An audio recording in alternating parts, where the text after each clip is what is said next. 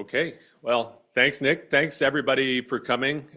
Great to see an amazing turnout here this morning, and also for the folks online. So, for those of you that have been at a center meeting before, this is a pretty standard flow that we have. So, my goal here is to welcome you, thank everybody for coming, and then set the stage for what our plans are and what SpectrumX is. Now, I understand, there's people that have come to all the SpectrumX Center meetings and are deeply involved and understand the ins and outs of SpectrumX. And we have people who, for them, this is their first SpectrumX meeting. And so I want to try to level set a bit. So for those that have been to meetings before, you'll have to bear with me a little bit. Some of this, some of what I'll be talking about, you may have heard previously. All right, so wanted to talk a little bit about what our plans are for today. So once we get through the updates, we're gonna have an exciting student panel. Really looking forward to this, to hear the feedback and views of the students who have been involved with some of the center activities and get their perspectives. And then following break, we're gonna get updates from researchers on their seed projects. So in addition to having our flagship projects that you'll be hearing a lot about, we also have a process for seed projects to enable researchers and students to work on new and innovative research areas to help grow what SpectrumX is doing. And so we have 6 presentations that we'll be seeing there. And then we'll be getting updates on the flagship projects. So if you haven't been involved in the bi-weekly flagship 1 or flagship 2 meetings and deeply integrated to those projects, you'll get an update here, a relatively short update on the different work elements that are going on there. Also want to point out, we'll be having a flagship project working meeting on Wednesday as well, separate from the center meeting. After lunch, we're going to pivot to a panel discussion that will be led by our one of our EAB members. And we have folks from both industry and the government giving their perspective on the new Spectrum pipeline. And we have a couple of panels going on, one today, one tomorrow. And if you've been involved in any of the policy realm, you'll notice that these are connected to ongoing FCC proceedings. And so one of the things as SpectrumX that we want to do is not just do research, but do research that's policy relevant and to bring our research back to the policymakers in terms of making important decisions around spectrum-related issues. And then this afternoon, we'll have a great poster session. Excited for all those who have brought posters. And we'll do quick lightning talks, and then we'll break out into the poster session. And that's really where all the great conversation happens, obviously, during those sessions, during breaks. And so I really want to, get everybody engaged there. In terms of our goals, what do we want to achieve during this meeting? Well, this morning in my quick update, it's just to level set everybody. Again, bring everybody up to speed on what SpectrumX is, and then give you an update for what's going on. Even if you've been engaged, you may not be aware of all the things that have been going on over the last year. We're going to do updates on research projects, so you'll be hearing more about the research projects. We want to engage everybody in conversations, and particularly conversations around the work that we're doing with students to grow workforce development, the next generation of students working in Spectrum, in addition to the policy issues that are ongoing. Again, some of you may not be tracking all the ongoing policy issues, but the rate at which these things are coming out and hitting the street is pretty incredible. The most recent one that came out was a 200-page notice of proposed rulemaking from the FCC that dropped within the last 2 weeks. So for those who are students, if you're not aware of these documents, it's a great place to go and get background. The introduction, and it's a 200-page document, but you read the first introduction in the document, and you can learn a little bit about the history of what's going on and what's driving some of these conflicts. So I encourage you to be aware of that. And then we want to provide, folks, students, postdocs, junior faculty, an opportunity for leadership development, and then for everybody in the center, an opportunity to expand, who you are and what you do into new growth areas that might be interesting. So you'll hear a little bit about that. You've seen Nick and I already. There's folks that make this all work behind the scenes. I have Emily up here behind the curtain, making things go. We have Steph. Where's Stephanie in the back here, who's helping out, taking pictures and doing a lot of the communications for us. And then Julie, also in the back here, coordinating. So if you have any problems or questions, and if you ask Nick or I, we'll tell you to go talk to Julie or Steph or Emily, because they know what's going on. All right. Now let's talk a little bit about the center. The center was built and created out of it. The National Science Foundation creating something called the Spectrum Innovation Initiative, with the idea of bringing together researchers and policymakers to try to address emerging and compelling spectrum issues. The one over here on the left, you see the 5G radio altimeter challenge. I mean, that was happening at about the time the center was formed. Where there was a lot of discussion about that. That problem hasn't entirely gone away, but it's I think it's gotten quiet compared to some of the other issues. You'll see other challenges that we are hearing a lot about here. The challenges with future radio systems, whether it's the deployment of 5G systems or whether it's the proliferation of satellite systems and the impact on our ability to make weather measurements, and also an ability to conduct radio astronomy, are sort of two key issues that are currently getting a lot of discussion and ones you should be aware of. And then, one of the things we're also very focused on, as we talked about, is growing the next generation of, let's say, spectrum-aware workforce, right? It doesn't mean that everybody's going to go do a deep dive into the radio spectrum and you're going to be, working at the NTIA or the FCC. But having an awareness of what are spectrum-related challenges and how might they affect the types of things you're doing, that's something we want to instill in everybody in the center. And so, what we've really been building here over the past few years is a world-class group of researchers, policy experts, and educators working to solve and address and understand some of these sticky spectrum coexistence challenges.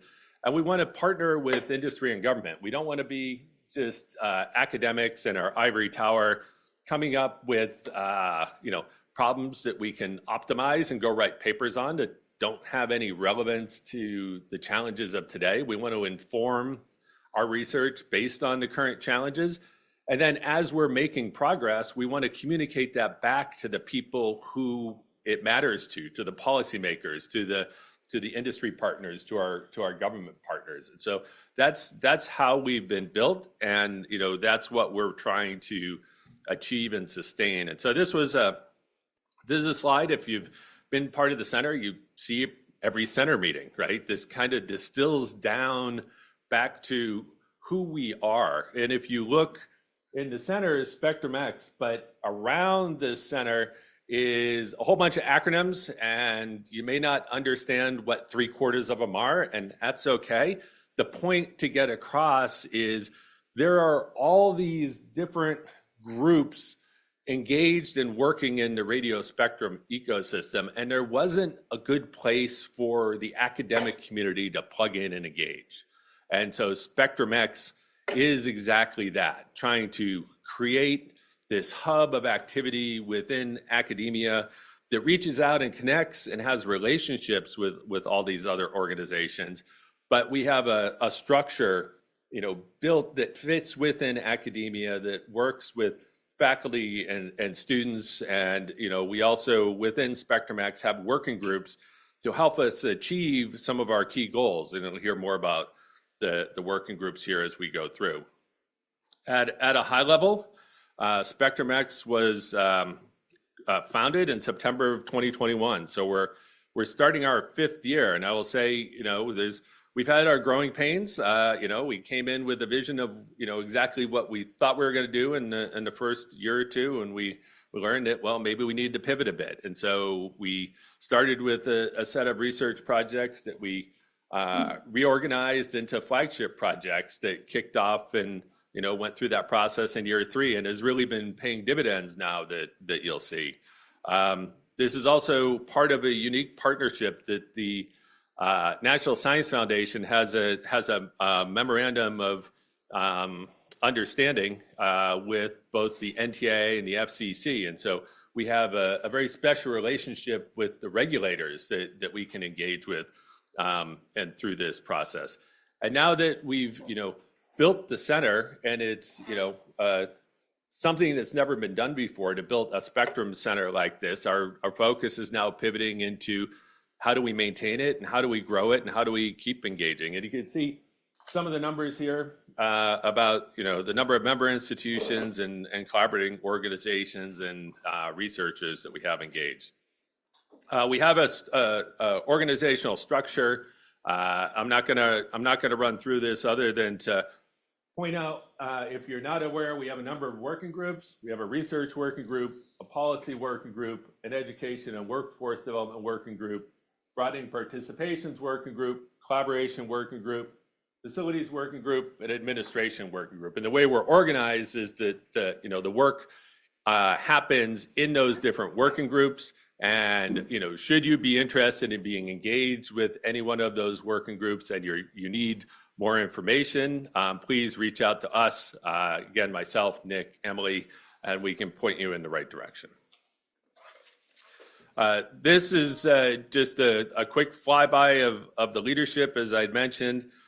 You've already seen Nick and I and Emily. We'll go around the room. We have Anya here, who is the Deputy Director for Education and Workforce Development.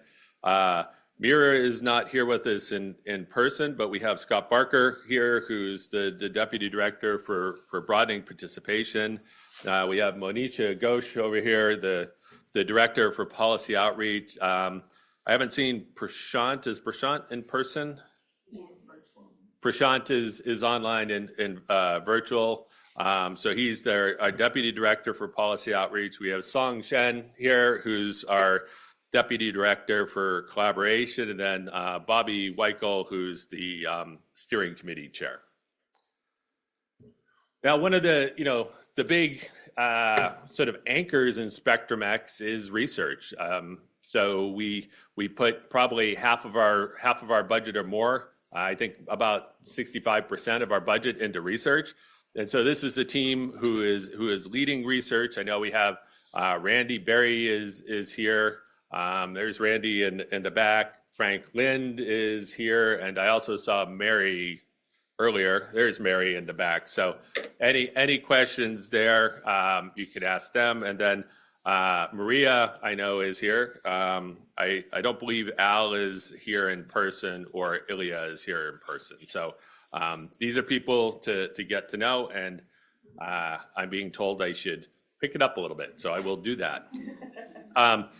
We've had a lot of great successes here that goes across the different elements of the center.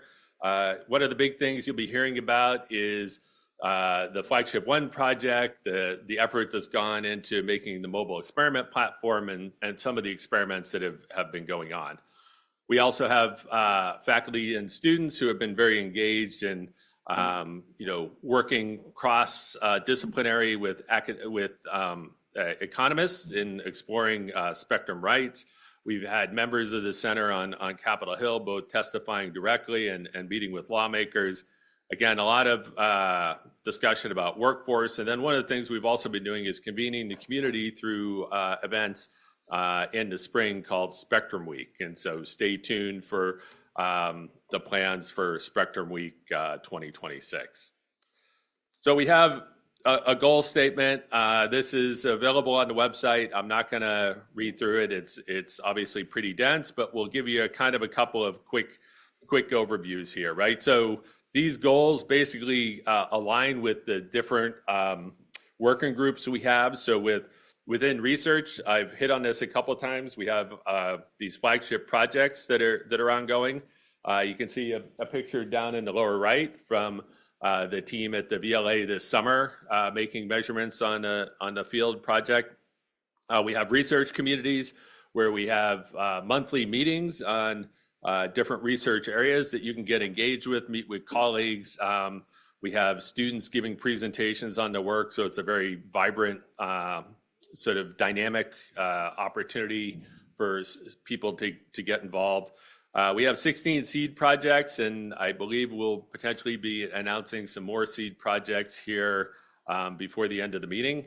And we have liaisons that are 7 liaisons that are connected with federal agencies, so faculty and researchers in SpectrumX working directly with the agencies. The education and workforce effort has been going gangbusters. Early on in the center, we developed lesson plans for grades 6 through 12. We had workshops to develop that. Those have been deployed. Those are available online. Those have also been translated into Spanish, and really the folks, Anya and her team at NRAO, have done a great job supporting that. We're currently deep in the effort to develop courseware for higher education, looking at developing courses to go on to Coursera in areas of radio technology, economics, and policy. We have a robust undergraduate experiences program with a research experiences for undergrad, and also summer school. You can see some of the pictures down here from students engaging in some of these activities. Within broadening participation, we've shifted our focus a little bit and really growing an effort to bring on new partners and help them engage in the center, and then also to help current center members grow in their leadership skill sets. And so we have a number of different tools and assessments and seminars and opportunities that we'll be learning a little bit more about here if you want to get involved. And then we have a robust collaboration with industry and government partners. You can see the partners up here, both large and small industry that we've engaged with. We have a collaboration advisory board. They provide input and advice on where they see important problems and directions that we should be headed. We also have partnerships with a number of radio-related facilities that have been supported and developed under the National Science Foundation that we're engaging with as well. And then I keep mentioning policy. The policy working group meets monthly, also has a robust discussion channel going on Slack. So if you're not on the SpectrumX Slack, please let us know and we can add you. This constitutes, tracking current ongoing proceedings, having discussions about proceedings, discussing how we can best engage and how we can respond to these proceedings. You can see the center has filed 12 regulatory comments to such proceedings. One of the things that's an important piece of what we do is to get more faculty, staff, and students engaged in this policy activity. So if you are interested, if you're curious about learning a bit more about policy, even if you don't have a clue how to get started, please reach out. We want to help you engaged. Again, this is one of the top priorities of SpectrumX, is to get scientists and engineers being more policy relevant, thinking about the work that you're doing and how it fits in with the policy ecosystem, which feels like, if you haven't been involved with it, it feels like an entirely different world. But like anything, you start learning the language, you start understanding the process and how things go, and you can reduce the barrier to entry to get engaged. And then we have a robust administrative group, and particularly communications, getting word out on Slack, working the website. You can see we've had a lot of great engagement on LinkedIn and on the website. And so part of what we're trying to do is take all the great work that's happening in the center and project it out and engage with folks outside the center, both doing research in industry, in the government. All right, so that covers, my work here in terms of doing an orientation and update. I know I went through that pretty quickly, but you'll be hearing about these things throughout the day today and tomorrow, and so you'll be getting more detail on what we're doing, and just trying to set some groundwork, particularly for those of you that are new and haven't engaged in a center meeting previously. So, and I think that's my last slide. All right, thank you.